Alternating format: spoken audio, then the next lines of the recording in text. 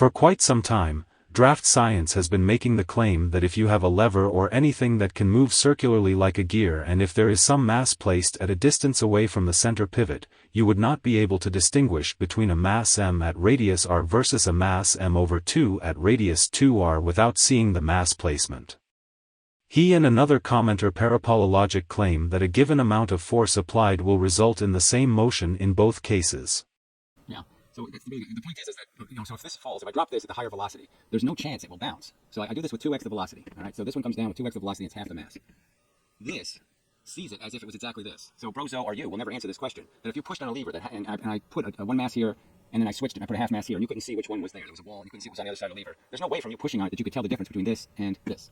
They would weigh exactly the same, they would feel exactly the same, they would push just the same. Everything about them would be exactly the same because the lever itself moves exactly the same no matter which object I put on the side. If I put the one mass object here, every atom in the lever moves exactly the same as if I put the half mass out here. Exactly the same motion. A simple gear proves it, okay? So I have a gear fixed to another gear with little notches on it, all right? Little notches. So I put a 2 mass on this gear here, and I put a 1 mass here. 1, 2. Right, if I gave you the gear, and I just put the 2 mass close to the fulcrum, close to the center there, all right, this is twice the distance, by the way. All right, and I told you to turn it, and I was inside a box, and you couldn't see.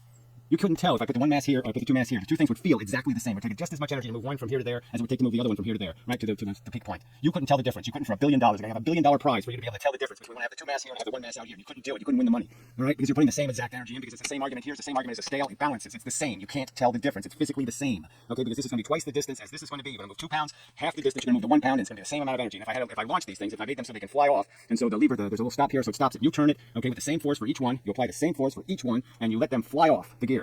Okay, your preposterous, proven, settled science says this has twice the amount of joules of energy. So if I just put the object on the further away lever, I can make twice the energy. I can make free energy. Okay, and get rid of the 2, and the 1 and the 2 will balance perfectly. That is, this side of the lever can't really tell whether I put a 2 here or I put a 1 out here. The torque, the sense of how much pressure is being applied will be exactly the same. And I can kind of just convert that into a gear, and it creates essentially the same kind of mechanism. I can put a 2 mass close in the 1 distance. One measure of distance from the center, or I can put a 1 out here, and those two things, if you were to turn to 12 o'clock, if you were to turn the gear, and I put a 2 on the small gear, or a 1 on the outside gear, you couldn't tell the difference. Even for $1 billion, you couldn't tell the difference. The same amount of energy you'll be required to swing it to this location, and the key is that the distance is twice the distance for the 1 mass, half that amount of distance for the 2, and that by momentum equals the same thing. So all the lever is doing is it's changing, it's converting one momentum into another momentum based on the fact that you change the mass. So whatever mass you change it to, you put it in the correct location, and it'll be exactly the same momentum.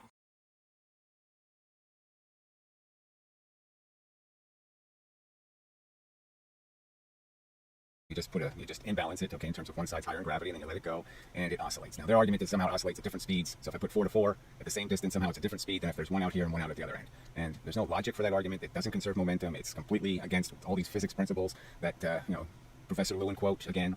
You can finagle kinetic energy. Nature can't finagle momentum.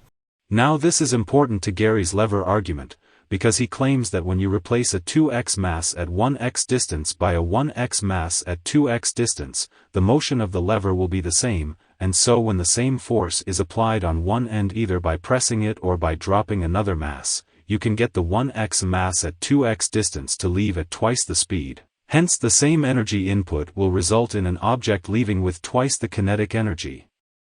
Let us see how this claim holds up in an actual experiment. The experiment here involves a bearing with 2 opposite rods and weights placed at various distances. In setup number 1 we have 2x masses at 1x distance at both ends, and in setup number 2 we have a 2x mass at 1x distance at one end and a 1x mass at 2x distance at the other end. In both setups, the weights balance each other out exactly as how draft science desired.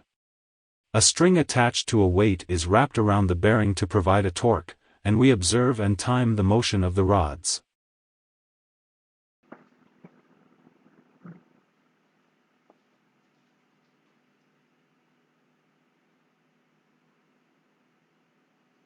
That if you pushed on a lever and I put a 1 mass here, and then I switched it, and I put a half mass here, and you couldn't see which one was there. There was a wall, and you couldn't see what was on the other side of the lever. There's no way from you pushing on it that you could tell the difference between this and this.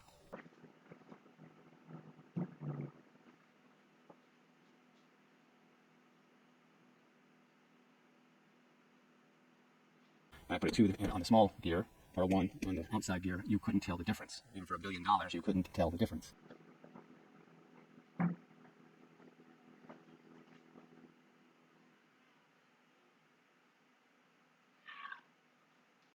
It's worth noting that the bearing and the rods have comparable mass to the weights, and they are not insignificant to the total moment of inertia in the various test cases.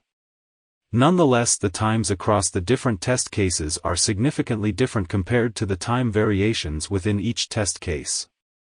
Thus, the time differences between the test cases are identifiable.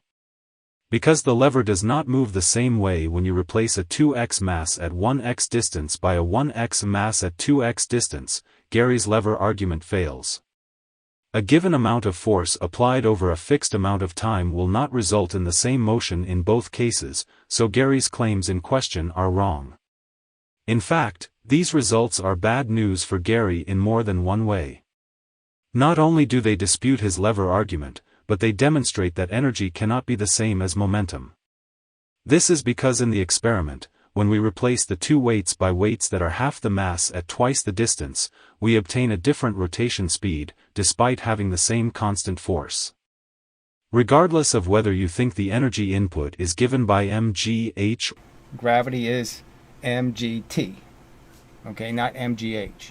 Or mgt, we see that for the same amount of energy, having the mass does not double the speed.